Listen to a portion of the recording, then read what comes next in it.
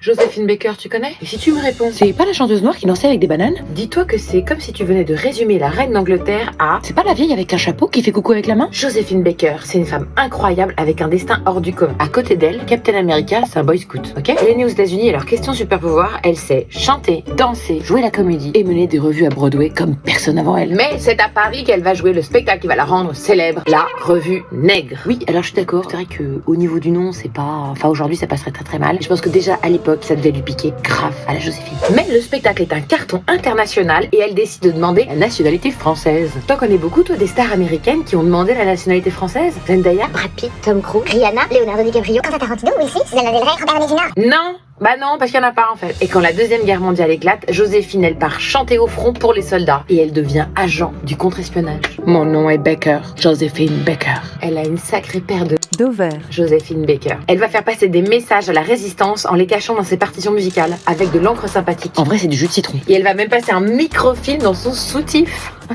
Ça, par exemple, moi, j'aurais jamais pu le faire. Maintenant, parce que j'ai pas de soutif. Et pour ça, elle reçoit la médaille de la résistance française, la Légion d'honneur et même la croix de guerre. Et c'est pas fini. Elle utilise ensuite sa notoriété pour lutter contre le racisme. Et quand Martin Luther King va prononcer son fameux discours, I have a dream. elle se tiendra à ses côtés en uniforme de l'armée française. Et c'est la seule femme à prendre la parole devant le Lincoln Memorial. Ouais, je sais, mon accent anglais est dégueulasse. Elle s'engage même auprès de la Ligue internationale contre l'antisémitisme. Et en 2021, 50 ans après sa mort, elle entre au Panthéon, devenant ainsi la 6e femme à y entrer et la première femme noire à recevoir cet hommage de la République. Alors non, Joséphine Baker, c'est pas juste une danseuse noire avec des bananes.